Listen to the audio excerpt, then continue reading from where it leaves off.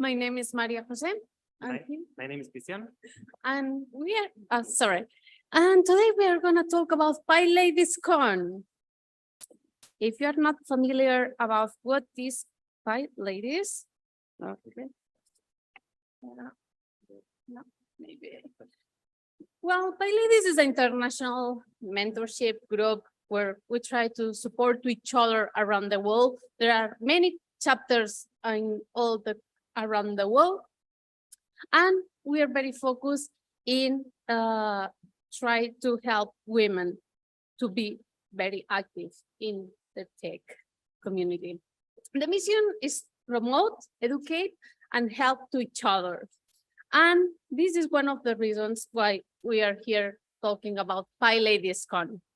So yeah, the PyLadies initiative has been a long time out there. If maybe you have heard about all the chapters per city. There used to be a Lisbon chapter. I'm not sure if we have any PyLadies Lisbon here. It's quite inactive sometimes, but this is the moment in case someone here wants to restart Lisbon or Coimbra chapter. This conference, it's online because there are many chapters in Asia, South America, Europe, Africa, and many other countries. So it's the first time that it will be one. The call for paper closes in a couple of days. They might be a couple of extra days. So you don't need to be only a woman. This is focused on underrepresented groups in tech. And as you see, I am standing here because I'm also helped one of the organizations in Berlin and also in the conference. So if you're a man and you want to participate and enable other people, you can join this event as well. Thank you very much. Thank you so much.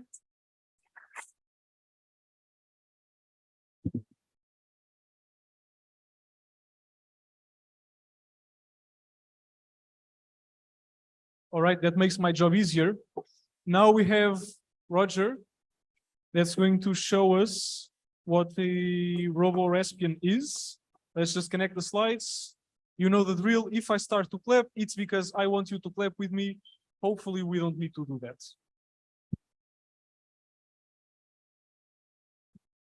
Hello, everyone.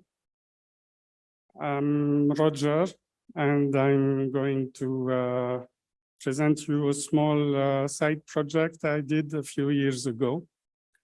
It's called RoboRaspbian, and I'll show you why and quickly how it is done. I started in computers and programming about 45 years ago as a hobby, and then I converted this hobby to a full-time job. Right now, and since 27 years, I've been working for Sanlam Group, a large insurance group in Africa. And 3 days ago, we made a joint venture with Allianz Africa, which makes us today the largest group in finance, excluding banking in Africa, in 27 countries. RoboRaspbian is based on a toy robot, which I stole from my son. RoboSapien is his name. And Raspberry Pi, which I had from another project. And it's also my first Python project. Here's RoboSapien. He's about 30 centimeters tall, and he responds to an infrared remote control. The objective was to replace the infrared with a Raspberry Pi, which was to be attached to the robot in order to increase the number of commands that the robot would execute, mainly loops and sequences of commands. Here's the Raspberry Pi and the interface I used in order to connect new sensors. Poor robot incurred some surgery, Uh, and also Google helped me with some reverse engineering in order to get all the codes and the protocols that I needed to emulate. So it's a very simple project. The mobile phone would connect to a web server. The web server is hosted on the robot in the Raspberry Pi. The web server talks with a command module which interprets commands and allows it to do sequences and loops. Then every single command is sent to the robot through the hardware interface. So I added a backpack to the robot. In the backpack, there was the Raspberry Pi and the interface module, and also some sensors, ultrasound, flash, LED, and a camera. Fortunately, the patient survived.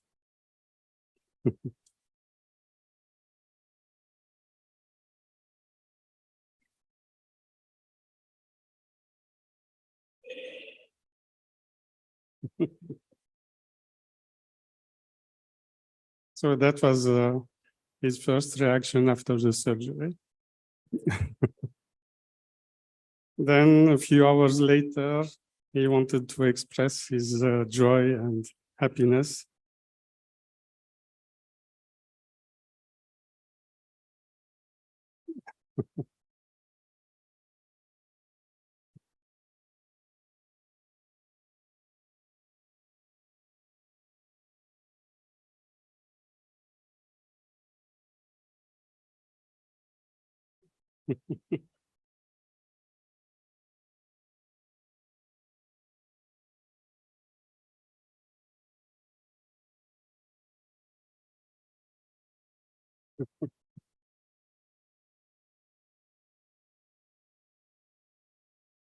Thank you. Obrigado, Carlos. All right. The floor is yours, Andriy. I will use this. So let's look how to make blazingly fast applications in Python. I heard this word words blazingly fast a few times on this conference. So let's look into this. So what means blazingly fast? Any ideas? Exactly. Anything else? I guess that's enough. So, and let's do it right now. So I'm going to make dir. We have to be careful here and don't accidentally write something we're not supposed to. And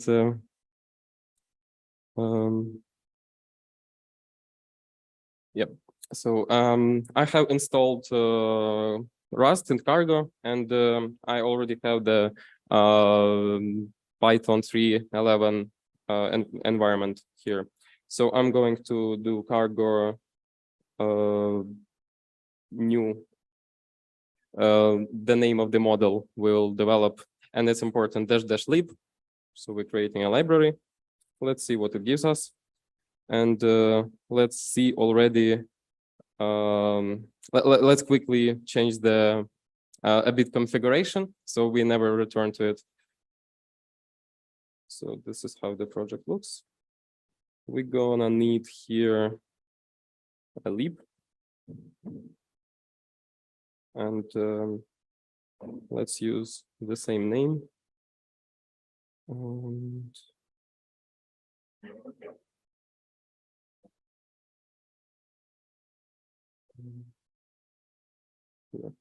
And create type, which is cdy lib, and it's also a list.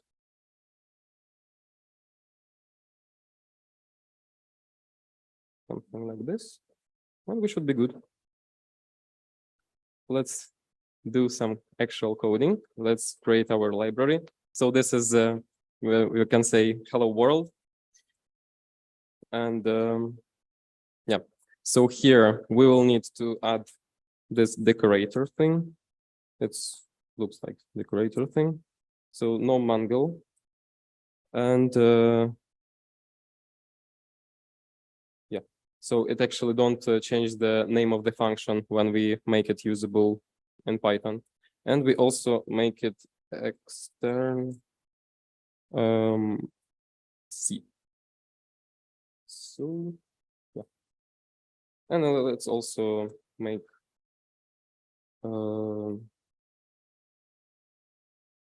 it print some message for us.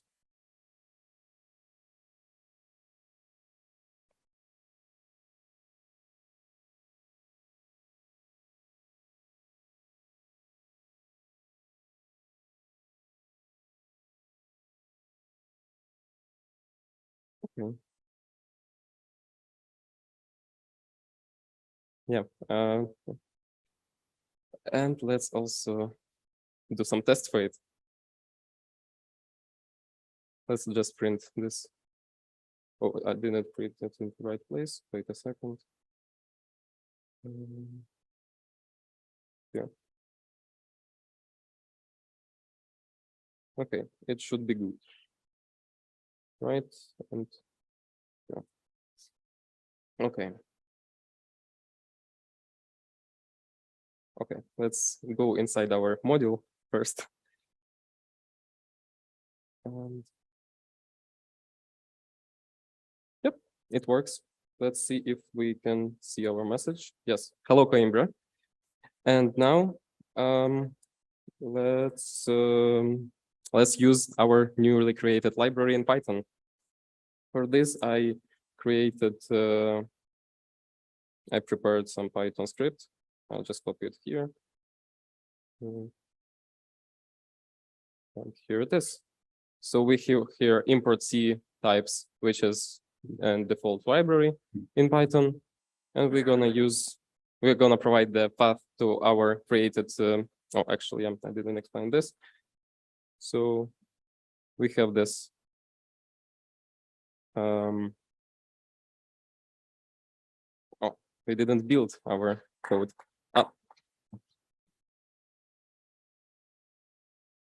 Yeah, I wanted to do it faster, but no problem. No Life's problem. difficult, folks. Okay, yeah, good evening, everybody. Thank you very much for for still being here. My name is Vyacheslav Medvedev, but you don't need to remember this name. Shortcut for my name is Slava.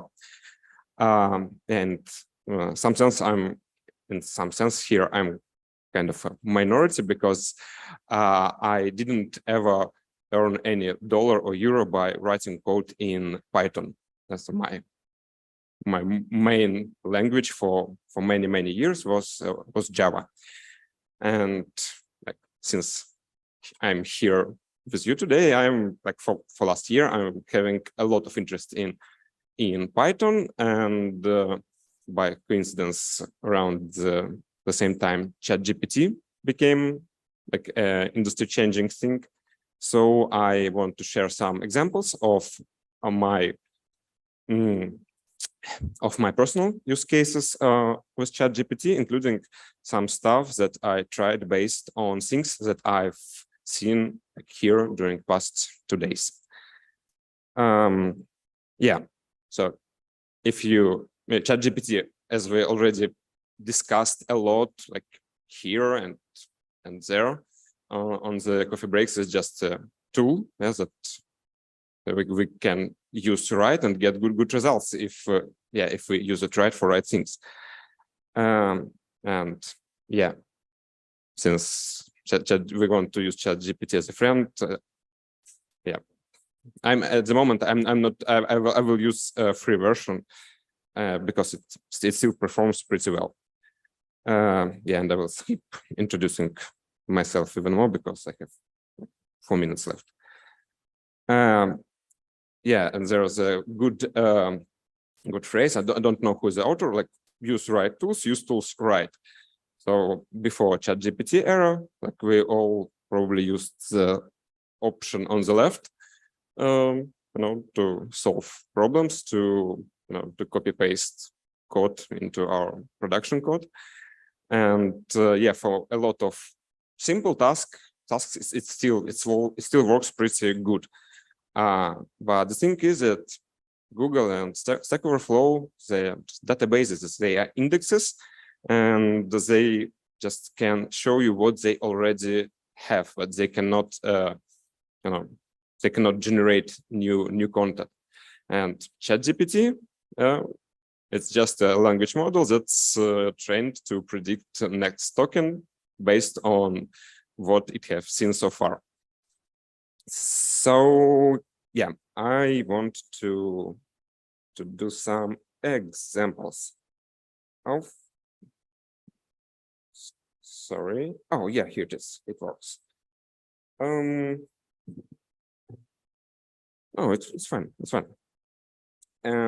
So example number one, like from Java guy who tried to learn Python in a hard way by joining as a volunteer to a project with Django admin, ORM, and blah blah blah blah blah other stuff, and with some bug assigned.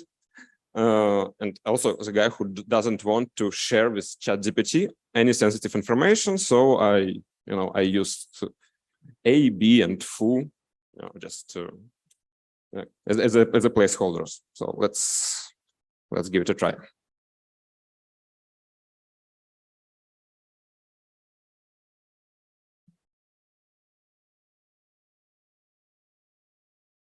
So yeah, actually use this code. I like several weeks ago, I fixed my first bug in a Django project.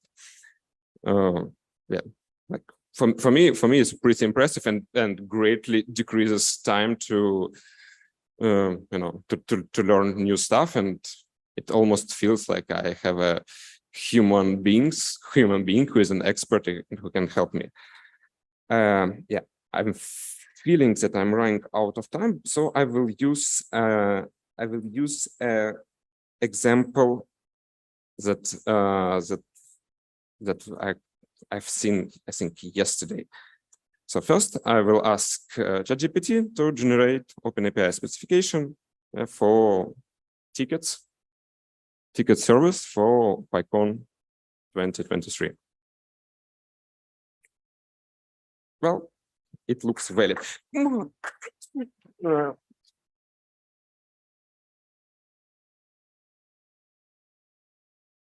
Right on Okay. time, folks. Okay, thank you very much. Thank you very much. So it took me all day to make those slides. It turns out when you're really, really hyped about something, it's almost impossible to fit it into 5 minutes. But I'm gonna try to, do I need to use the mouse to go forward?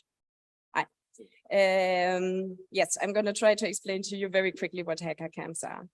So if you have ever been a scout, or if you have been to a scout jamboree, or you know what a scout jamboree is, it is basically like that.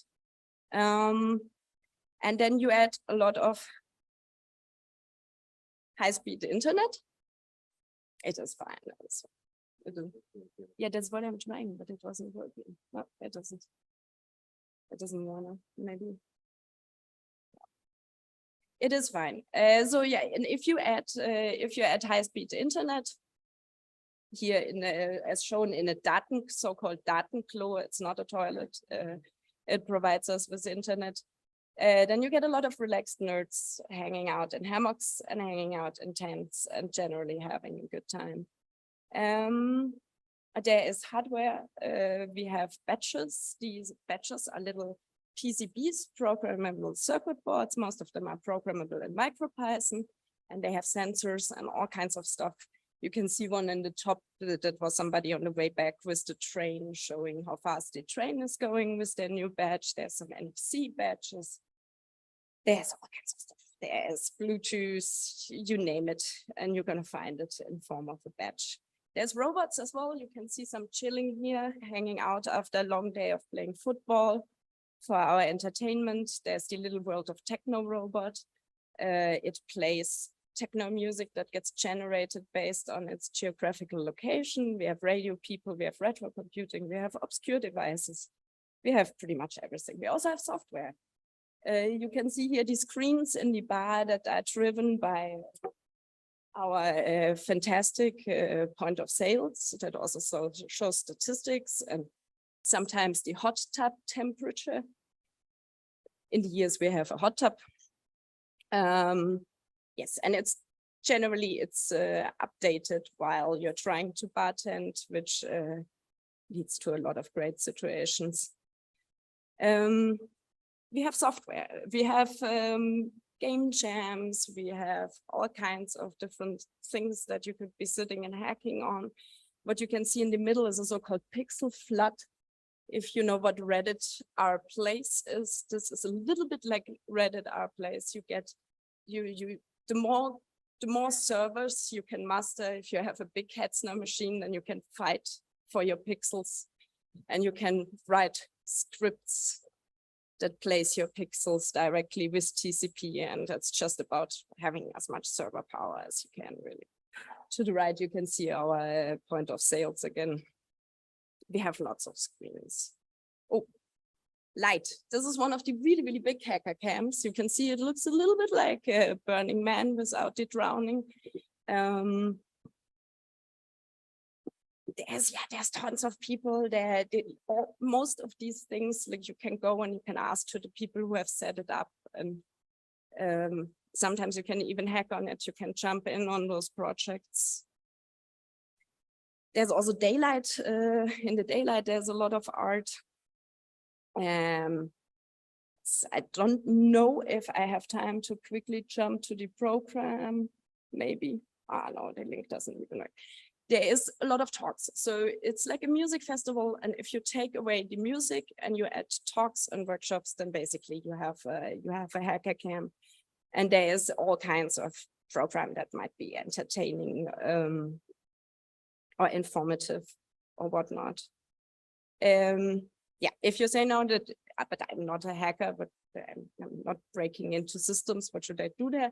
Hacking in this case is more like you know it from hackathon. That's the MIT definition. If you're interested in technology and you want to know how it works, or even in wood, and you want to know how it works, this is sort of how we sometimes return the rafters to the scouts, but they have not complained yet. You could be hacking. Language, this was a very exciting one, Tuki Puna, tons of linguists and language nerds. You could be hacking beer, you can see, oh no, this really old Cisco router here that has been built into a beer routing system.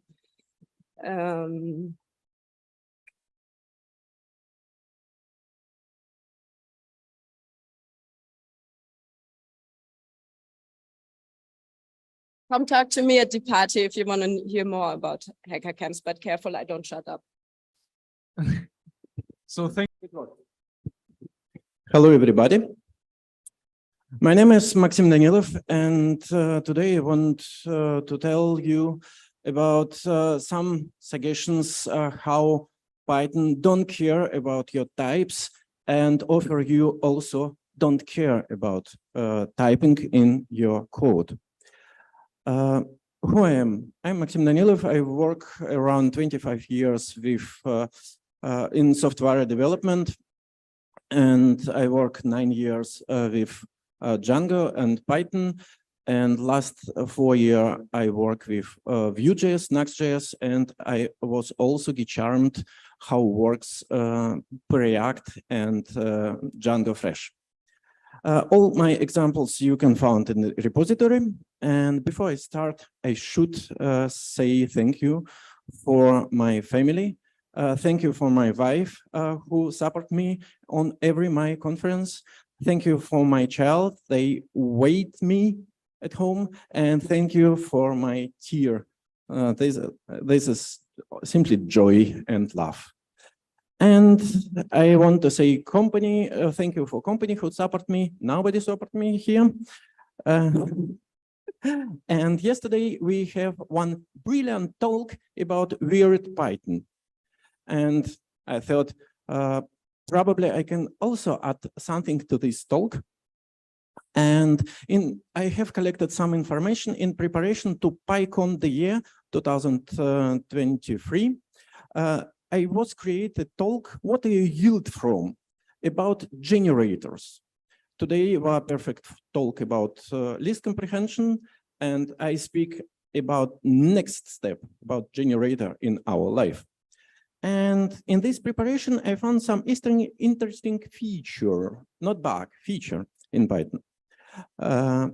For example, if I want to unpack something to use, I create my tuple. I want to unpack my tuple in code to use something from this tuple.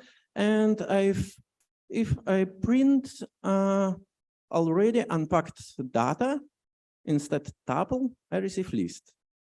Okay, list. Okay, I can live with that.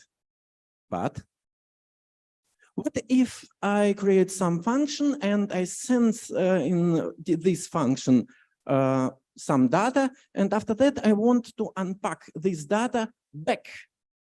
I send in this function list, and if I unpack result back, I receive a tuple. In the same functionality, Python works different.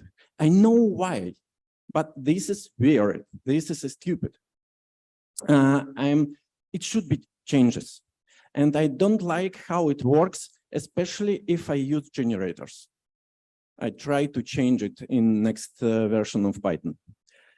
And the next step, if I start to work with list and tuples, I in fact simply in code, I create one variable, hello, I pack this variable in list, and after that I create other variable in tuple, I pack it in tuple, and if I want to print, I receive the exception. It's okay. Who agrees with that? Please, clutch. It works. But if I take the same variables and if I use iterations protocol, it works completely others. It works. And this also is a little bit weird for me. Okay, and we can go, it means for me, this example, it shows only Python don't cares about your types. They cares about interfaces. And also, I know many people who cares about typing. We should write typing everywhere. And after that, I see those example from PyTest and simply assert something. But if I compare PyTest with unit test cannot give me simply possibility to check something. I should directly write what I want to check. And in this case, unit test cares about typing and PyTest don't care. Thank you. And see you tomorrow.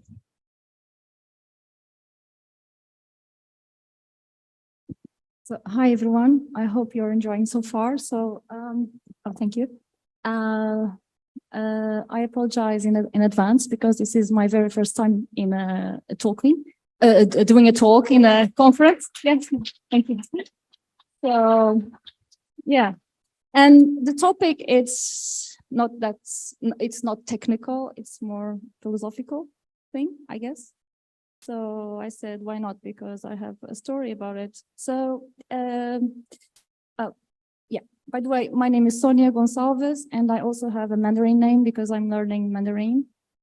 It's Gonsoya for Mandarin people or people who wants to learn. I'm sorry, I typed something wrong. Sorry. So, let me ask you, do you know what's 42? Just yes or no? Yes? Yes, can you please raise your hands? Who knows about it? Who heard about it? What it means to you? Okay, thank you. So it's not working, sorry. Oh my God, this is really the first time. Okay. Oh yeah, thanks. So a little bit about me, very quickly. So in my previous life, I was a biologist. In my current life, I'm trying to enter the field of IT computer science. I studied about it, and I'm also passionate about natural languages. Like I said before, at the moment, I'm learning Mandarin. So before asking what is 42, I asked myself, why 42? Because when I gave my first steps in this area, I used to attend lots of conferences, talks and meetup groups, mostly in London. And I used to see a lot the number 42. So somehow, somewhere, we are talking about it. And at the time, a computer scientist told me the story around it. I think, yeah, and I thought, I had two thoughts at the time. Two thoughts crossed my mind, that after all, tech people have good sense of humor, and they do other stuff like reading and watching films. And again, we are talking about stereotypes in this community, but now it's a bit different. So again, what's 42? Let's brainstorming it. And this reminds me, when I was at secondary school, I had a subject philosophy, and my teacher, great teacher, Vincent, he used to do this every now and then used to brainstorm concepts, words, and it was amazing. So I'd like you to participate. And for you, what's 42? Anything? Sorry? One answer, thank you. Another one? Perfection. Wow, that's an interesting one. Anyone else, please? Thank you. Favorite random number? Please, Margarita, can you? The same. Okay. 6 times 7. Perfect. Yeah, that's an answer.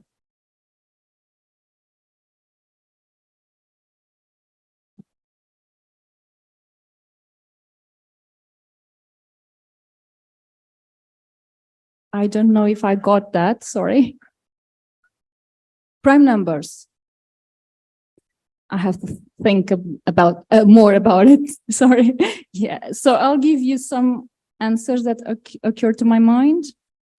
Well, a number, natural, even number, integer, a value, could be a literal, cardinal, a result, for example, 21 plus 21, or other subtraction or, well, mathematical operation. Answer, 2 digits. I can see 2 digits. Could be an age, could be a size. Actually, a while ago, I realized it's an atomic number of, I'm sorry, there's a type here, molybdenum, if I'm saying it right. And it's a number that follows 41 and precedes 43, right? So these are some questions. And actually, this is the answer. My thoughts about it. Let's continue the discuss next time. I hope to see you again soon. Thank you very much. Thank you. Bye-bye. Let's go so I can share my screen. What do you see? Exactly what I needed to see, and I have way too much stuff in front of me. You can start counting time already. Okay, so because I have 4 minutes or whatever, I'll cut some corners. So the point here is to do some more animations. We're going to do something different. I tried to come up with a more different topic. I couldn't because I like imagination. So yeah, let's go with that. And also today I have a little bit of boilerplate. It's this class point that allows me to work with points in 2 dimensions so that it's just easier to add and subtract points. All right, it's the only thing that I'm doing behind the scenes. But we're going to start with the same. If I knew I only have 4 minutes, I would have typed this beforehand, but just some colors. And you all believe I can create a black screen, so I'll skip the step of showing it. But again, if we are drawing something, we need a canvas. So this creates the canvas. And then for animations, you need some kind of loop that tells you that time is moving forward, you know, throughout the frames. So in here, we will update our display. So the idea today will be to draw a triangle, make it rotate, make it zoom in, and have other triangles inside. So the first thing we need is to know how to draw a triangle. All right, so let's do the following. Let's say we have the 3 points of the triangle, and what we need to do is go over each set of 2 points and draw a line between them.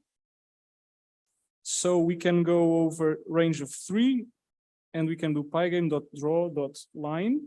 And so we're drawing on the screen in white. And so the point we start with is going to be 0.0. Now it's the class point, so I actually need to access the values.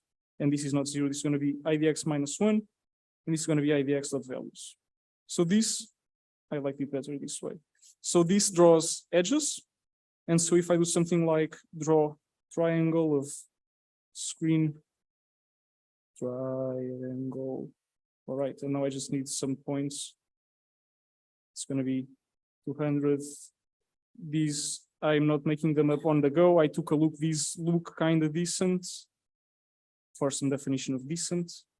And now we should see some triangles. One triangle, actually. Let's just make sure. Okay, so this is one triangle, right? And now what I want to do is draw this recursively. And this is easier than you might think, or it's just as easy as you think. So if you have a screen and the points of your triangle, what do? So the first thing you do is you check if the triangle is too small to be drawn, because we're going to be recursing into this, right? So if it's too small, if it's, I don't know, maybe less than 3, we just skip it, okay? Now, do I have time? I'm not keeping track of my own time, which sucks. So we draw the triangle. And now we compute the midpoints with least comprehensions because I paid attention to my own talk. Thank you. You can applaud now. You can, yeah, you can. Thank you. So to recurse, what we do is take 2 points, we find the middle point, and we do this for all sets of 2 vertices, and then we get a smaller triangle inside. So we do this 4 points, no, 4. This is points, and this is IDX in range 3. Can someone shout how much time I have left, please? 1.5 sucks. Okay. So let's just draw the midpoints. I don't think I'll have the time to adapt it. I really wanted to show it. Wait, yeah, I need to call the correct function. So this should be the recursive triangle. And now this should be recursive. Okay, so this looks decent. Okay, so now I'm going to cheat like for real. And what I'm going to do is I'm going to just copy the.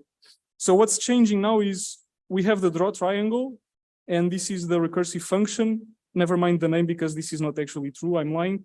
Now what I'm going to do is just change the way I represent the triangle, which is reflected here. So I no longer keep track of the 3 vertices. I keep track of one of the points, and this will make it easier to rotate. So if I run this, yeah, it's going to rotate, and this has the potential to run indefinitely, but it actually hits a recursion error. So it's a challenge for you to fix this recursion error if you just keep watching this. So like yesterday, I have a written version of this. Thank you.